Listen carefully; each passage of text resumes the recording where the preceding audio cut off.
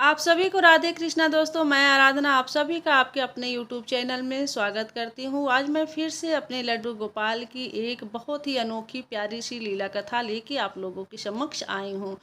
दोस्तों देखिए, आज के टाइम में पूरे भारतवर्ष में, देश के कोने कोने में आज के टाइम में लड्डू गोपाल की सेवा हो रही है। ठाकुर जी का जो बाल स्वरूप है लड्डू गोपाल, उनको लोग घर में, अपने घरों में उनको विराजमान किए हुए हैं और उनकी सेवा भाव कर रहे हैं। इसी में से कुछ लोग ऐसे होते हैं जो इनको सिर्फ एक पीतल या फिर पत्थर की मूर्ति मान के उनको पूछते हैं कि उनको जो है बाल स्वरूप में उनके अंदर कुछ भी नहीं भाव आते हैं, बस वो एक पीतल की मूर्ति मान के उनको घर में शोपीस में ऐसे ही रखे रहते हैं। बाकी कुछ लोग ऐसे हैं, अधिकांशतः लोग ऐसे हैं जो इनकी भक्ति में इतने पागल हो चुके हैं कि वो जो है मतलब इनके अलावा कुछ उनको दिखता ही नहीं है। हर कोने कोने में उनको लड्डू गोपाल की एक छवि दिखाई देती है, उनकी एक अनुभूति उनको महसूस होती है हर एक कोने में। तो ऐसे होते हैं हमारे यहाँ के भक्त, मतलब दो टाइप के होते हैं। कोई तो उनको सिर्फ पत्थर की मूर्ति मानता है, पीतल की मूर्ति मान के किसी कोने में ऐसे ही रखे रहते हैं या फिर अपने मंदिर में ही ऐसे ही रख देते हैं। और अधिकांश लोग जो हैं उनको मन से, उनको भाव से उनके साथ ऐसे जुड़ गए हैं, जो उनको जिस रिश्ते से उनके साथ जुड़े हुए हैं उस रिश्ते से उनके प्रति उनका लगाव हो गया है। तो ऐसे में एक कहानी है दोस्तों, और कि आप आज जो मैं आप लोगों को कहानी सुनाने जा रही हूँ, जो लीला कथा इनकी सुनाने जा रही हूँ ना, बहुत ही मार्मिक, बहुत ही दर्द भरी लीला कथा है। आप लोगों से रिक्वेस्ट है, विनम्र निवेदन है दोस्तों कि आप लोग प्लीज़ वीडियो को इंट तक सुनिएगा, पूरा सुनिएगा, इसकी बिल्कुल मत करिएगा। और अगर वीडियो मेरी थोड़ी भी पसंद आए तो एक लाइक शेयर ज़रूर कर दीजिएगा। चैनल पे पहली बार आए हैं तो सब्सक्राइब भी कर लीजिएगा, बेल आइकन को प्रेस कर दीजिएगा, ताकि ऐसे ही लड्डू गोपाल से जुड़ी सत्य लीला कथा आप लोगों को जानने और सुनने को मिलते रहे। तो चलिए दोस्तों, आज की हम लीला कथा सुनाते हैं। आज की लीला कथा हमारे साथ शेयर की हैं अलका जी। अलका जी बताती हैं कि उनकी शादी को लगभग 1 साल हुए और वो जब शादी के बाद आए तो अपने हस्बैंड के साथ ही, जहाँ उनके हस्बैंड जॉब करते थे, वहीं शिफ्ट हो गई थी और उनकी शादी को 1 साल हो गए। तो उनके हस्बैंड जो है सुबह के टाइम वो अपना उठती थी, नहा मतलब कि सुबह का सारा काम निपटा के अपने हस्बैंड का टिफ़िन वगैरह नाश्ता बना के दे देती थी। वो अपना नाश्ता करके टिफ़िन लेके जब वो चले जाते थे तो पूरे दिन अलका जी जो हैं घर में अकेली पड़ी रहती थी। वो तो उनको बोरियत महसूस हो रही थी, बोर हो जाती थी, उनको जैसे अच्छा नहीं लगता था। सोचती थी कि कोई अगर साथ में रहता हमारे तो फिर थोड़ा सा अच्छा लगता। भाई बच्चे भी नहीं थे जिसके साथ वो बिजी रहती, अकेले घर में पागल लो जैसे पड़ी रहती थी, कितना कोई टीवी और मोबाइल देखेगा। तो अपने हस्बैंड से एक दिन बोलने लगी कि यार देखिए ना, मैं अकेले घर में रहती हूँ और मुझे ना जैसे अजीब सा लगता है, मुझे अच्छा नहीं लगता है, जैसे लगता है कि कोई साथ में हो बातचीत करने वाला। तो क्या होता है, उनके हस्बैंड बोलते हैं कि तुम अगल बगल अगर किसी से तुम्हारी दोस्ती हो तो फिर उनके यहाँ चले जाया करो, थोड़े टाइम उनका वहाँ रह लिया करो, या फिर किसी को अपने यहाँ बुला लिया करो, तो थोड़ा सा तुम्हारा समय बीत जाएगा, अच्छा लगेगा तुम्हें। तो कहती हैं कहाँ हम किसके पास जाएं। एक दिन ऐसे ही, मतलब ऐसे ही धीरे धीरे उनका समय बीतता रहा था। एक दिन क्या होता है कि वो जो है, जो शाम को अपना काम वाम निपटा लेती हैं और निपटाने के बाद उनके हस्बैंड थोड़ा लेट आते थे, तो वो क्या करी कि उनका मन किया कि बगल में एक आंटी जी रहती थी, तो आंटी जी भी घर में वो अपने अकेली रहती थी, क्योंकि उनके बहू और बेटे बाहर रहते थे। आंटी जी और अंकल जी अकेले ही रहते थे घर में। तो एक दिन आंटी उनको ऐसे ही बात करते करते, आंटी जी ही उनको बुलाई थी कि बेटा कभी कभी आ जाया करो, हम भी अकेले रहते हैं, तुम भी अकेले रहती हो, तो अकेले में दोनों लोग अगर आपस में बातें करेंगे तो हमें भी अच्छा लगेगा, तुम्हें भी अच्छा लगेगा। तो एक दिन अलका जी का मन किया कि आज चलो, आज एकदम मन नहीं लग रहा था, आज चलो हम आंटी जी के यहाँ चलते हैं, आंटी जी से मिलने। तो आंटी जी का घर जस्ट उनके बगल में ही था। तो क्या की कि संध्या टाइम में आंटी जी के पास गई, और आंटी जी जो हैं अपने लड्डू गोपाल के साथ बड़े ही भाव से, एकदम जैसे छोटे से बच्चे के साथ लोग लाड लगाते हैं ना, लाड दिखाते हैं, वैसे ही आंटी जी अपने मतलब कि बाहर वाले रूम में लड्डू गोपाल को लेके बैठी थी और उनसे लाड लड़ा रही थी, उनसे बहुत सारी बातें कर रही थी। तो ये सब जब मतलब कि अलका जी जब उनके घर में गई ना, तो वो देखी, और आंटी जी उनसे ऐसे ही बातें करते हुए अलका जी को बहुत अच्छा लगा। तो जब आंटी जी अलका जी को देखी तो ऐसे ही नॉर्मल हो गई, और अपनी गोदी में कृष्ण कन्हैया को, लड्डू गोपाल को जो है लेके बैठी थी, और उनको अलका को बैठाई कि अरे बेटा तुम आई हो। बोलती हैं, बड़े प्यार से अलका जी से बोलती हैं कि अरे बेटा तुम आई हो, आओ बैठो ना। तो आंटी वो अलका जी बैठती हैं उनके बगल में सोफे पे, और बोलती हैं कि आंटी जी, ये आप किसको ली हैं, किससे लाड लड़ा रही हैं, ये तो लड्डू गोपाल है ना। तो बोलती हैं कि आंटी जी कि हाँ बेटा देख ना, बस मैं अकेली रहती हूँ ना, तो मैं इन्हीं से ऐसे ही बातें करती हूँ, अपनी मन की सारी बातें इनको बताती हूँ, और ये मेरी बातें सुनते भी हैं, और बहुत ही अच्छा लगता है, बहुत सुकून मिलता है। इसलिए ना मुझे अकेलापन कभी महसूस ही नहीं होता है, क्योंकि मैं ऐसे ही इनके साथ है, ऐसे ही बातें करती रहती हूँ। तो अंकल जी भी अपना भाई बाहर चले जाते थे घूमने फिरने अपने दोस्तों के साथ, सुबह शाम के दोपहर में वो रहते थे, रात्रि में रहते थे। तो आंटी जी मतलब आंटी जी को ऐसा सुन देखती है ना जब अलका जी, तो उनको भी बहुत अच्छा लगता है। और जो उनके लड्डू गोपाल थे ना, इतने प्यारे थे, इतने मतलब कि प्यारे लग रहे थे ना, कि अलका जी देख के ही मोहित हो गई। तो बोले कि आंटी जी सच्ची बताऊं, सच में बहुत ही प्यारे लग रहे हैं लड्डू गोपाल, आपके बहुत सुंदर लग रहे हैं। मन कर रहा है कि मैं भी इनको खिला लूँ एक बार। क्या आप मुझे एक बार देंगी मेरी गोदी में? क्या मैं भी इनको खिला लूँ? तो आंटी जी बोलती हैं कि अरे बेटा, इसमें पूछने वाली क्या बात है? ले ना तू, जो है ले जाओ, खिलाओ इनको, अपने साथ अपने गोदी में ले लो, तुम्हें थोड़ा-सा सुकून मिलेगा। देखो इनके इनको अपनी गोदी में लेके तो देखो, तुम्हें कितना सुकून महसूस होता है। तो अलका जी जब उनको पहली बार जब उनको अपनी गोदी में लेती हैं ना कृष्ण कन्हैया को, तो मतलब कि उनको जैसे लगता है कि उनका रोम रोम एकदम तृप्त हो जाता है, उनको इतना सुकून मिलता है, इतना सुकून मिलता है कि वो शब्दों में व्यक्त ही नहीं कर पा रही थी, और उनकी आंखों से आंसू आने लग रहा था, जैसे एक माँ अपने बच्चे को अपने गोदी से लगाते हैं ना, वैसे ही जब अलका जी अपने उनके जब आंटी जी के जब लड्डू गोपाल को अपनी गोदी से लगाई ना, तो उनको एक अलग सी ही शांति महसूस हो रही थी, एक अलग सी ही सुख का महसूस हो रहा था। जैसे मानो कि वो खुद पे खुद वो अपने बच्चे को अपनी गोदी में ले ले ली हूँ। वो मतलब उनको बहुत ही अच्छा लगा। तो काफ़ी टाइम जब तक वो थी ना अलका जी, तब तक वो लड्डू गोपाल को अपनी गोदी में लेके ही बैठी थी।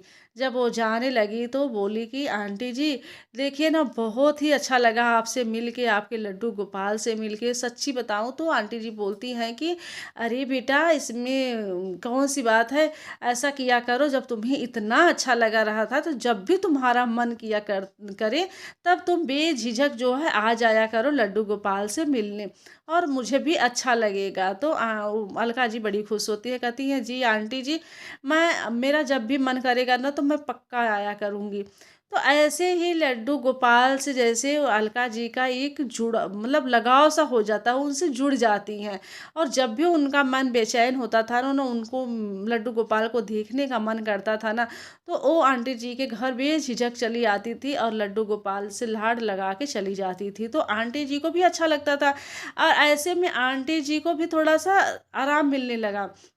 जब आंटी जी की जैसे तबीयत खराब होने लग रही थी, या फिर आंटी जी कभी कभी जैसे उनको थकान महसूस होता था, तो वो अलका जी को ही बुला लेती थी कि आज ना मेरी तबीयत नहीं ठीक है बेटा, तुम आके आज लड्डू गोपाल की सेवा कर जा।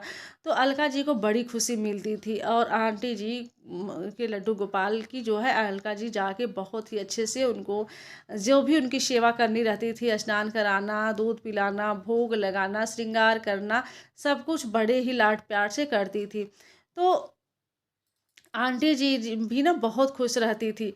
तो बोलती थी कि अलका बेटा देख ना, अब ना कान्हा जो है तुमसे ही सेवा लेना चाह रहे हैं। और ना जब कभी अगर मुझे अगर कभी कुछ हो जाएगा ना, तो तुम मेरे कान्हा को लेके तुम ही उनकी सेवा करना, क्योंकि कान्हा ने तुम ही चुन लिया है सेवा के लिए। मेरे बाद अगर वो किसी से सेवा लेंगे तो सिर्फ और सिर्फ तुमसे, क्योंकि तुम्ही को उन्होंने चुना हुआ है। तो अलका जी बोलती हैं कि अरे आंटी जी, आपकी बेटी बहू है ना, तो अगर वो लोगों को बुरा लगेगा, अगर वो लोग आके कान्हा जी को लेना चाहेंगे तो फिर वो कैसे, मतलब कि हम कैसे ले सकते हैं कान्हा को? आपके बेटे बहू भी तो ले सकते हैं।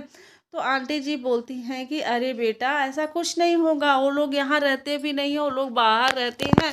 और जो है उन लोगों को ना सेवा करने का इतना टाइम भी नहीं है। बहू भी जॉब करती है, बेटा भी जॉब करता है और उसके बच्चे हैं, तो उसको इतना टाइम नहीं है कि वो बैठ के कान्हा की सेवा करे।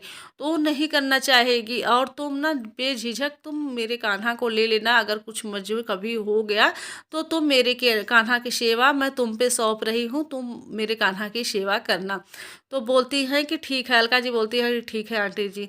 तो ऐसे ऐसे समय बीतता गया, समय बीतता गया। और जो है लगभग 6 महीने बीते थे। 6 महीने बाद आंटी जी वृद्ध तो हो ही चुकी थी।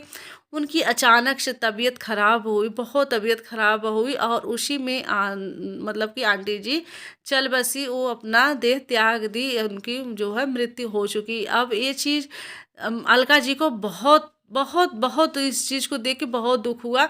और अलका जी की आंखों से आंसू आने लगे। तो वो अलका जी को अपने मतलब उसी टाइम जब वो बीमार थी ना, उसी टाइम वो अपने कान्हा को जो है अलका जी को दे दी थी। तो जब उनकी बहू और बेटे जब आए, जब उनका क्रियाकर्म सब त्रयोदशी मतलब त्रयोदशा जो 13वीं होती है वो सब बिता गया, तब जब उनके बहू और बेटे जब जाने लगे तो अलका जी के पास लड्डू गोपाल थे। तो लड्डू गोपाल की वो सेवा भाव कर रही थी और काफ़ी टाइम से वो सेवा भाव कर रही थी। तो क्या हुआ कि आए और अलका जी से वो अपने लड्डू गोपाल को मांगने लगे कि ये मेरी माँ की है, माँ के हैं लड्डू गोपाल, आप मुझे दे दीजिए लड्डू गोपाल, मैं इनको लेके जाऊंगा। उनके बेटे की ये मांग थी। तो अलका जी बोलती है कि देखिए भैया, क्या है कि आंटी जी लड्डू गोपाल को मुझे सौंप के गई थी, तो मैं इस लड्डू गोपाल को मैं इन्हें नहीं दे पाऊंगी आपको, क्योंकि इनकी जिम्मेदारी आंटी जी मुझे दी हैं। इनकी सेवा भाव की जितनी भी जिम्मेदारियां हों मुझे दी हैं, तो इसलिए मैं आपको कैसे दे सकती हूँ। तो उनके बेटे, आंटी जी के बेटे ने बोलते चिल्लाते हुए बोलते हैं कि अरे देखिए ना, आप मुझे परेशान मत करिए, मेरे पास इतना समय नहीं है, ये मेरी माँ की निशानी है, मैं इन्हें लेके जाऊँगा। फिर उनके जो मतलब कि अलका जी के जो हस्बैंड थे वो अलका को समझाएं, बोले कि देखो ये उनकी अमानत है, ये उनकी माँ की है लड्डू गोपाल, तुम्हारे नहीं है, तुम किसी की भी चीज़ ऐसे ही नहीं ले सकती हो, तो तुम इन्हों दे दो, लड्डू गोपाल को दे दो। फिर वो बहुत रोते हुए, बहुत ही दुखी मन से, मतलब न चाहते हुए भी जैसे कोई काम इंसान करे ना, वही चीज़ उनको उनके साथ था, अलका जी के साथ। और वो रोते हुए अपने लड्डू गोपाल को अपने ही हाथों से उन भैया को जो है अंकल जी के, आंटी जी के जो बेटे हैं उनको और उनकी बहू को सौंप दी। और बोली कि देखिए भाभी, उनकी बहू से बोली कि देखिए भाभी, मैं लड्डू गोपाल को आपको दे तो रही हूँ, आप इनका ना अच्छे से सेवा करिएगा, जैसे आंटी जी करती थी ना वैसे ही इनको उनकी सेवा करिएगा। और अगर मेरा कभी कभी ना देखने का मन करेगा तो आप प्लीज़ मुझे वीडियो कॉल पे बात करा दीजिएगा, इनको दिखा दीजिएगा लड्डू गोपाल को। तो बोलती है कि ठीक है, अच्छा हाँ। तो ये सब बोल के लेके चली जाती हैं।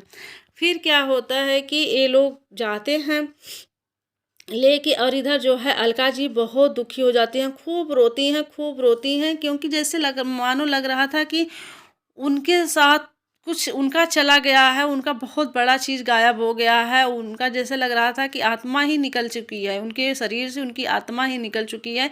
इतनी वो दुखी हो गई थी और रोती ही रही, रोती ही रही। और उनके हस्बैंड उनको शांत कराएं कि देखो अलका, ये मतलब कि ऐसा मत किया करो, अरे वो कान्हा तो उन्हीं के तो थे, तो लेके गई, तो तुम इतना परेशान मत हो, जब तुम्हारा देखने का मन किया करे तो तुम नंबर तो ले ली हो उनके, उनसे, और उनसे वीडियो कॉल पे तुम देख लिया करो। तो बोलती हैं कि चलिए ठीक है। थोड़ा मतलब 1-2 दिन का समय बीत गया। तो क्या होता है 2-3 दिन के बाद वो मतलब ऐसे ही सोई थी तो उनको जैसे स्वप्न में दिखाई दिया कि जैसे कोई छोटा-सा बच्चा उनको बुला रहा है कि मैया मैया मुझे यहाँ पे तकलीफ़ हो रही है, मुझे यहाँ पे चोट लगी है, मुझे लेके चलो यहाँ से। ये सब स्वप्न जैसे उनको बार-बार दिख रहे थे। मतलब 1 दिन दिखे, 2 दिन दिखे, अपने हस्बैंड को बताई भी। और इधर जो है उनकी जो बहू थी, आंटी जी की बहू थी, तो अलका उनके पास फ़ोन भी मिलाई तो फ़ोन भी नहीं उठाई।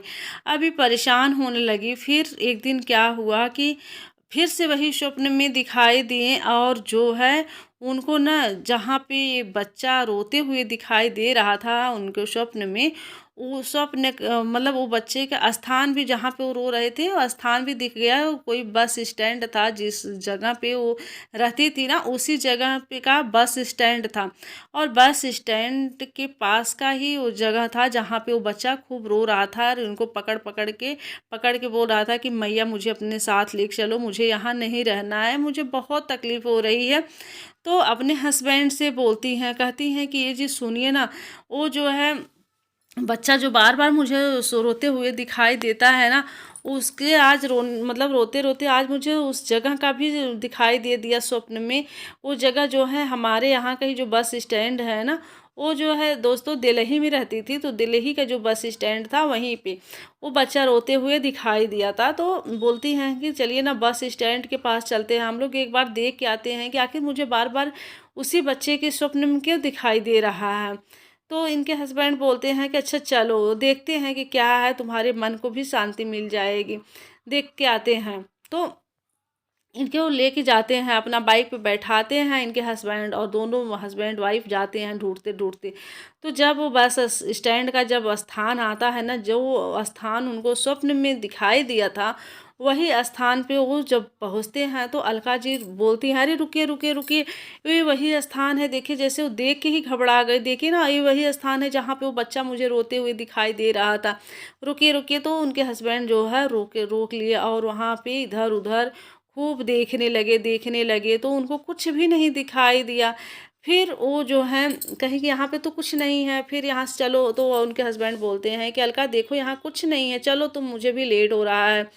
तो क्या होता है कि ये अपना चल ही रही थी, इनका जो है पैर फिसल गया और ये थोड़ा-सा गिर गई, और जब गिरी तो इनको चोट लग गई, अलका जी को। इनके हस्बैंड जब इनको झुके ले उठाने के लिए, तो उनके सामने कुछ ऐसी चीज़ें दिखाई दी जिसको देख के ही वो उनकी आँखें फटी की ही फटी रह गईं।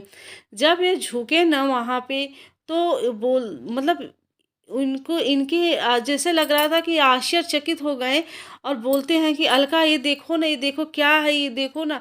तो जब अलका भी वहाँ पे देखती हैं तो बोलती हैं, देख के रोने लगती है अलका। वहाँ पे वो वही लड्डू गोपाल गिरे हुए पड़े थे, उनके कपड़े फटे हुए पड़े थे। वो एकदम बखूबी वो अपने लड्डू गोपाल को पहचान रही थी, क्योंकि जिस कपड़े में वो उनको दिए थे ना वो भाभी को और उनके भैया को, उसी कपड़े में उस लड्डू गोपाल को पड़े थे। अपने लड्डू गोपाल को हूबहू पहचानने लगी और खूब वो लेके रोने लगी।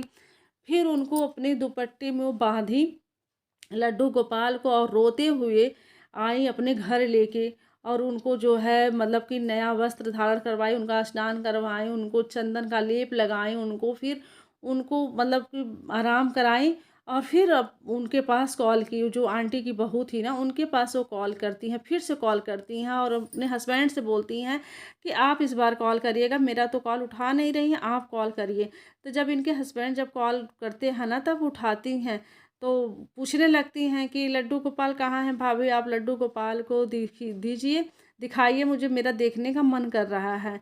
तब वो बोलती हैं कि देखो अलका, जो है मैं जब आ रही थी ना, तो बस में जो है लड्डू गोपाल को हम लोग लेके बैठे थे, तो मेरा मेरा बच्चा ही लड्डू गोपाल को लिया था, और उससे जो है बस के खिड़की के पास लड्डू गोपाल को लेके खेल रहा था, और वो खिड़की के पास ही था मेरा बेटा, और जो है लड्डू गोपाल उसके हाथों से छूट गए और वो नीचे गिर गया था, लड्डू गोपाल वहीं गिरे पड़े हुए थे। तो हमने सोचा कि चलो बस से उतर के हम ले लेते हैं। इतने में ही बस वहाँ से निकल गई और हम न चाहते हुए भी वहाँ से निकल गए और लड्डू गोपाल वहीं गिर गए थे, इसलिए हम उनको अपने साथ नहीं ला पाए। इतना सुनने के बाद अलका जी बहुत रोती हैं और बोलती हैं कि भाभी आप उनको क्या समझी थी, आप छोटे से बच्चे को उनको क्यों दी थी, हाँ, और आपको समझ में नहीं आ रहा था कि उनको कितनी चोट लगी होगी, उनको ऐसी फेंक के आप चली गई थी और आप ऐसा कैसे कर सकती हैं। तो बोलती हैं कि अब हो गया तो हो गया, इसके लिए मैं क्या कर सकती हूँ, मेरे बच्चे से गलती हो गई तो अब क्या तुम जान लोगे क्या, इतना कह के फ़ोन काट देती हैं। अलका जी खूब रोती हैं और उनके हस्बैंड जो हैं वो अलका जी के खूब उनको समझाते हैं कि चलो अलका देखो, लड्डू गोपाल तुमसे ही सेवा लेना चाह रहे थे इसलिए वो गए ही नहीं, और देखो फिर से तुम्हें ही स्वप्न में दिखाई दिए और तुमसे ही सेवा लेना चाह रहे हैं, तो अब तो तुम खुश हो जाओ, देखो तुम्हारे पास लड्डू गोपाल आ गए हैं, पुनः आ गए हैं, तो तुम अब इनकी सेवा करो, जितना चाहो उतना सेवा करो। उसके बाद से अलका जी ना उनकी खूब सेवा करने लगी और भगवान की कृपा से, ठाकुर जी की कृपा से जो है उनको 1 साल के अंदर उनको एक बहुत सुंदर सा जो है पुत्र की प्राप्ति हुई, उनको एक बेटा पैदा हुआ। और वो मतलब वो अपने दोनों बच्चों को इतना प्यार देती है ना, जैसे कृष्ण कन्हैया उनके बड़े बेटे लड्डू गोपाल और उनका दूसरा बेटा, दोनों को बखूबी उनकी सेवा भाव करती रहती हैं। तो दोस्तों हमारे कृष्ण कन्हैया ऐसे ही हैं, जिससे जिनकी सेवा लेनी चाहते हैं, जिससे इनकी ये अपना सेवा लेना चाहते हैं ना, उसी से अपना सेवा लेते हैं। और अन्यथा लाख कोशिश करने के बाद भी अगर कोई चाहे कि हम इनकी सेवा कर ले, जब तक ये खुद पे खुद नहीं चाहेंगे तब तक कोई इनकी सेवा नहीं कर सकता है। तो दोस्तों मिला जुला के यही है कि लड्डू गोपाल को अगर एक पीतल की मूर्ति समझ के बस आप इनको अपने घर में ला के शोपीस में रख रहे हैं, तो ऐसी भूल मत करिए। आप लोगों से विनम्र निवेदन है मेरा।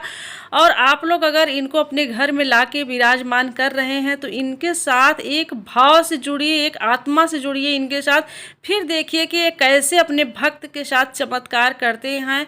तो दोस्तों बस आप इनसे जब भी जुड़िए ना तो दिल से जुड़िए और फिर इनकी लीला देखिए कि आपके साथ एक कैसा सब कुछ, आप जो जिसकी कल्पना भी नहीं करेंगे ना वो चीज़ आपके साथ ही कर देते हैं। तो ऐसे ही अलका के साथ उनकी पूरी ज़िंदगी ही बदल दी। अलका के हस्बैंड का प्रमोशन पे प्रमोशन होता गया, उनकी बेटे की भी मतलब कि बहुत अच्छी से उनकी मतलब पढ़ाई लिखाई सब कुछ बहुत ही अच्छे से चल रहा है और सब कुछ उनके साथ अच्छा हो रहा है दोस्तों। तो ये थी आज की हमारी लीला कथा। आशा करती हूँ दोस्तों कि ये लीला कथा आप लोगों को काफ़ी पसंद आया होगा। अगर थोड़ी भी अच्छी लगी हो तो प्लीज़ वीडियो को अपना प्यार और सपोर्ट दीजिए, चैनल को सब्सक्राइब कर लीजिए ताकि ऐसे ही आप लोगों को लड्डू गोपाल से जुड़ी लीला कथा जानने और सुनने को मिलते रहे। तो अपना प्यार और सपोर्ट देते रहिएगा दोस्तों। मिलती हूँ अगले वीडियो के साथ, अगली लीला कथा के साथ। तब तक के लिए राधे कृष्णा, हर हर महादेव।